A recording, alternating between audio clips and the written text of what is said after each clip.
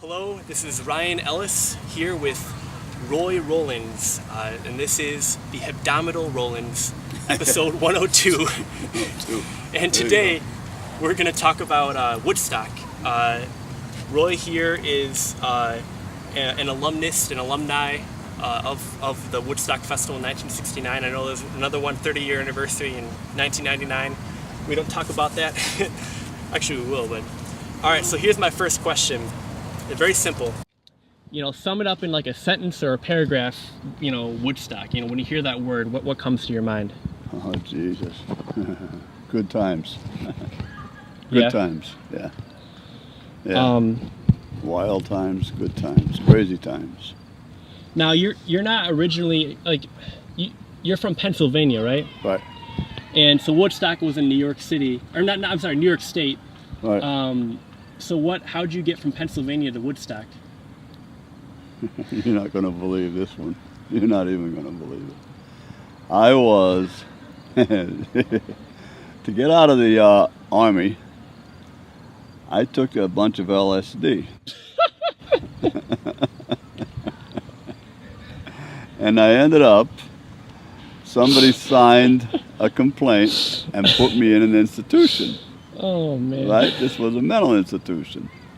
And now, they won't let me out of the mental institution. So my father, who knew the ropes and knew that institution because he worked on the building, they wouldn't let my parents sign the thing saying no doctors can treat me, my own doctors will take care of me. I made myself a ward of the state. And once you do that, the state has control over it. I didn't know any of this, okay? I was pretty far out of control and pretty whacked out. Outer space type. So when I finally woke up or come down or whatever you want to call it, here I am.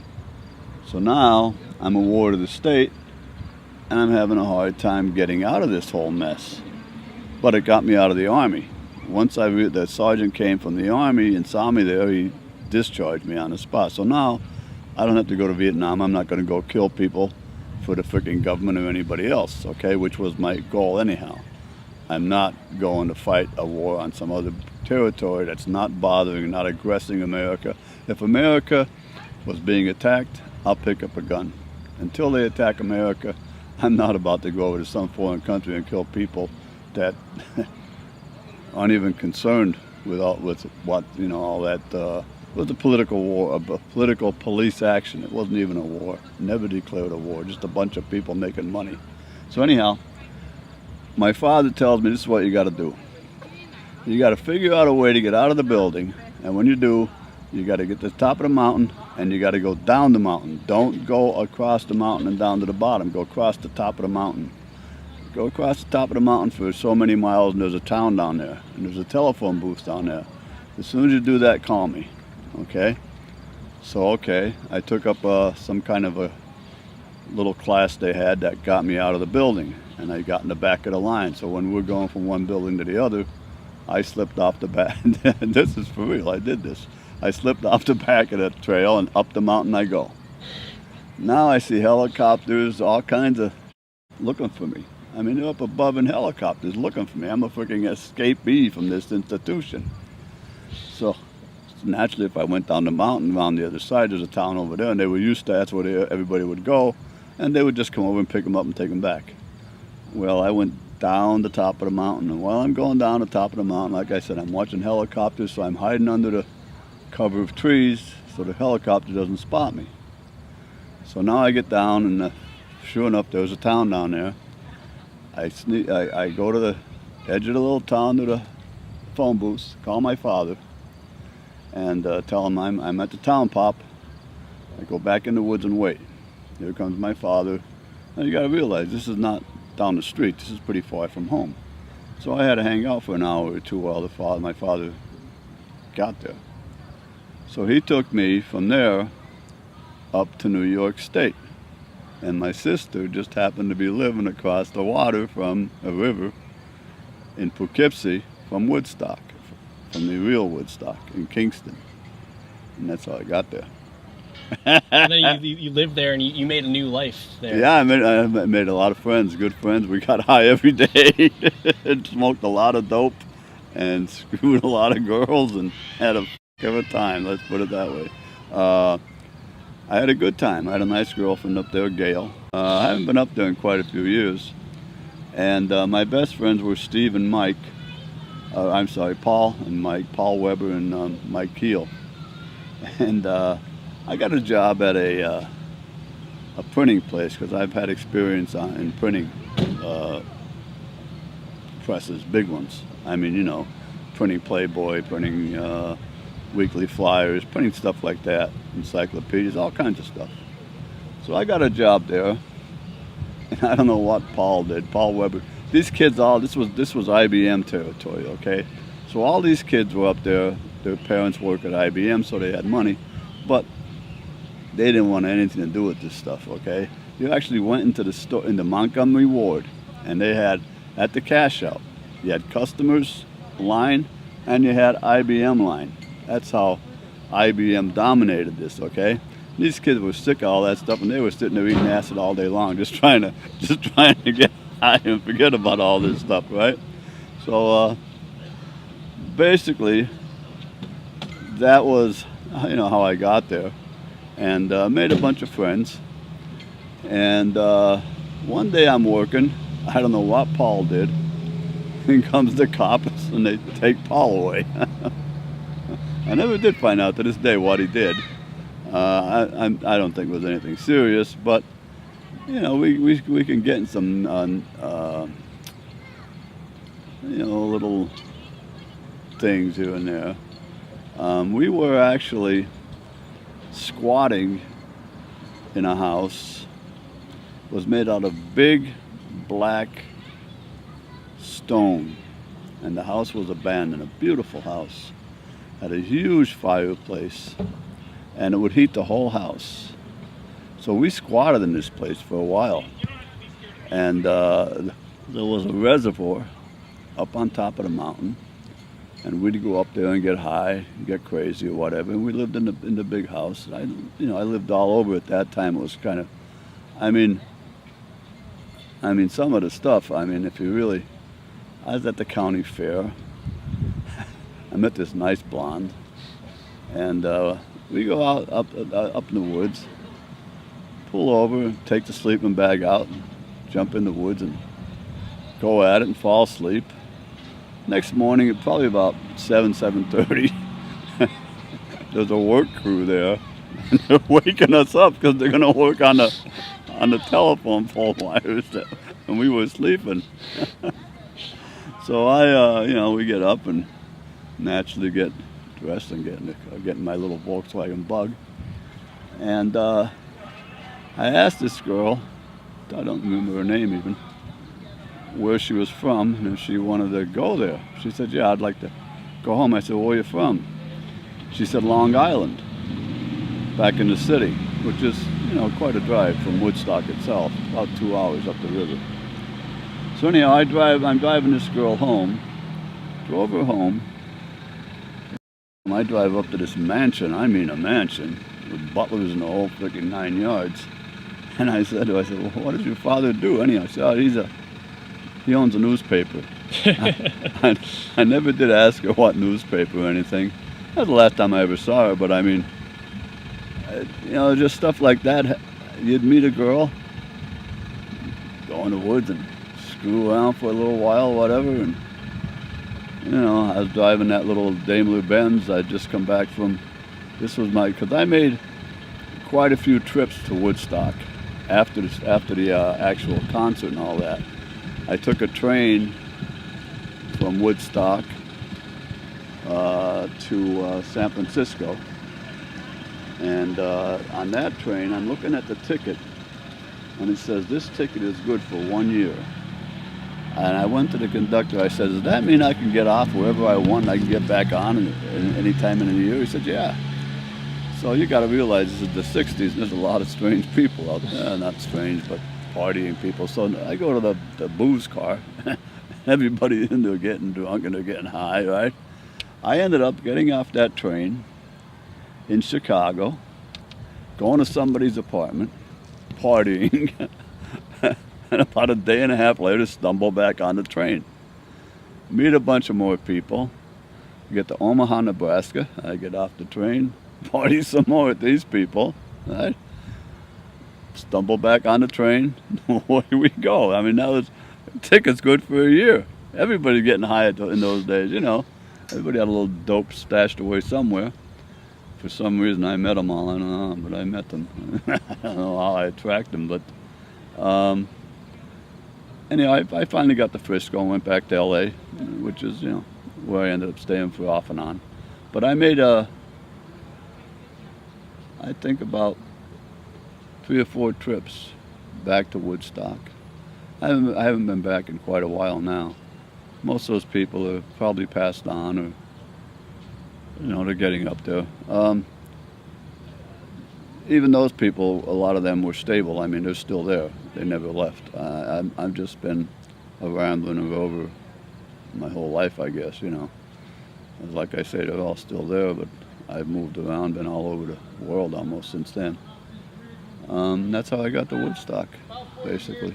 And that was just a lot of high, you know, getting high on a lot of things, and making love with a lot of girls, you know. Speaking of getting to Woodstock, that's something I learned. I was doing research this week.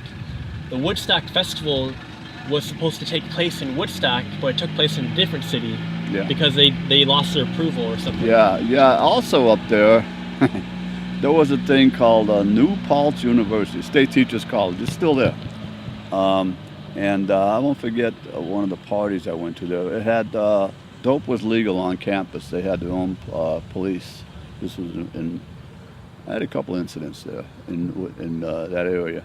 Anyhow, I went to a party there once, and they were giving out Halloween. It was around this time of the year, and they were giving out Halloween candy at the door. And they were giving out the black ones and the orange ones, you know, wrapped in the paper. And I forget which one it was, but one of them was LSD. So I took some of that naturally, and that party went on for, I don't know how long, and it's probably still going on for all I know.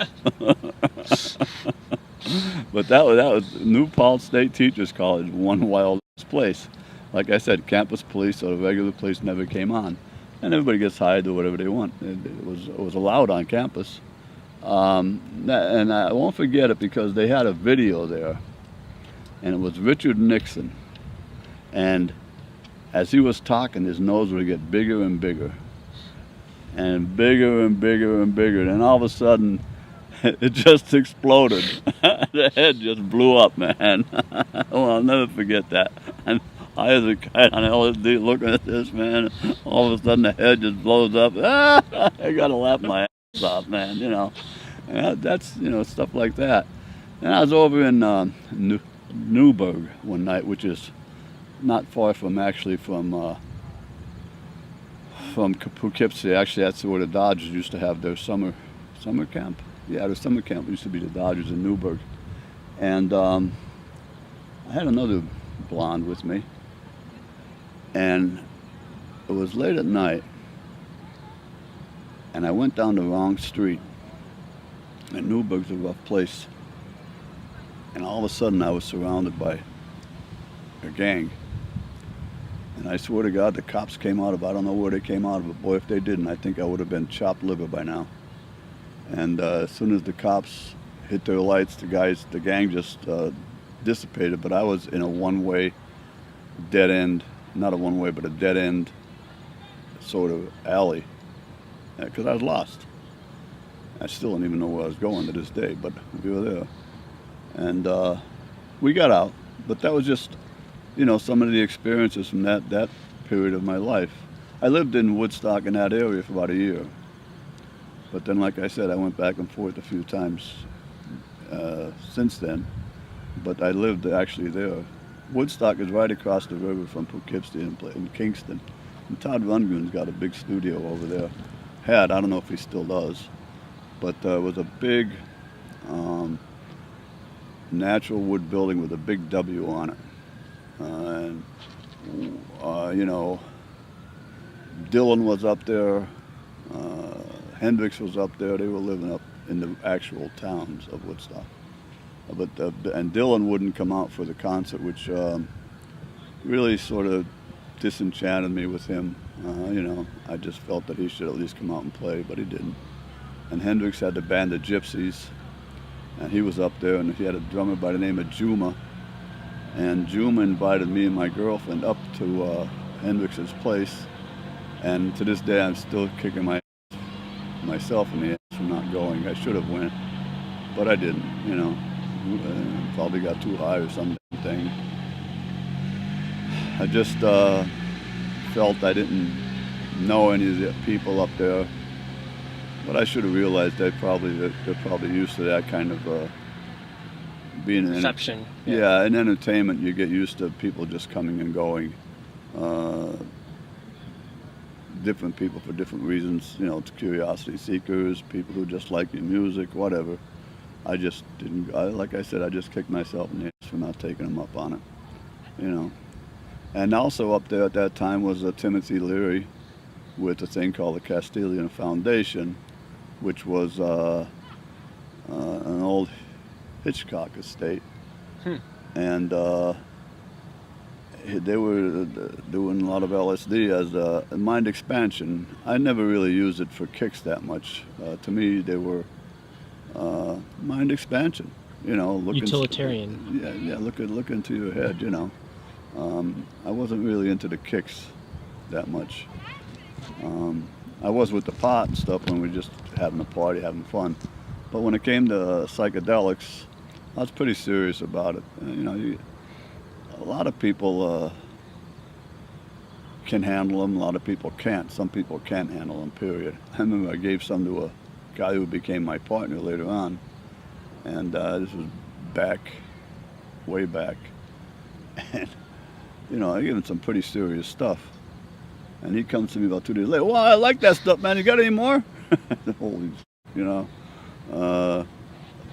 Just not the kind of reaction. He ended up being a maniac. I mean, in fact, he's been in and out of the joint quite a few times. I mean, some of the stuff that, because we went to California together, and he ended up being a major dealer and picture on billboards. We got to start fooling around actresses, and we got in some pretty heavy-duty stuff, but I don't want to get into that. Yeah. So, you already mentioned Bob Dylan. You managed a band or a few bands when. That was later on. That was afterwards. Yeah, that was afterwards. People approached me because they knew I'd been around the entertainment, and then a friend of mine inherited 50 grand and wanted to make some concerts. So we just began to make concerts, you know, and we tried it locally with a couple local bands, back to back. Constant music. We rented a big hall, a big arena, and then once that worked out, we hired Steppenwolf, and we put Steppenwolf in there. That was that was a riot. Was that the band Born to Be Wild? Yeah. I played with their drummer once. Oh yeah. Yeah, and two things about their drummer. One is, two things about the band. One is the drummer didn't use a double bass pedal, but it's called heel toe, where like you can get twice the hits with the same, you know. Yeah. That guy is nuts. And then the second thing is there's a line in that song, Heavy Metal Thunder. That one line, heavy metal, that's where we get the name of the genre from. Yeah, that was the ones who actually coined metal, heavy metal. Yeah. You know. I mean, who actually started, like I said, that whole movement was Link Ray. I mean, he was the first one to really change the whole music scene. And I mean, if you go back to around 1950, a thing called the Super 88 by a black guys out of New Orleans, and the actual lead guitar player on that was what's his name? Tina Turner's Ike Turner. Yep. And he had an amp that was broken. The speaker. Anyhow, they had the speaker magnet was broken, right? And it made the amp sound different. gave it a heavy sound, and that's what he used for that song called Super 88. And that is what they consider the first rock and roll song ever. Ike Turner playing guitar at 19 years old. Got paid $20. All right, well, if we're done, we'll call that, part one of how many, and we'll go from there. All right, bud. All right.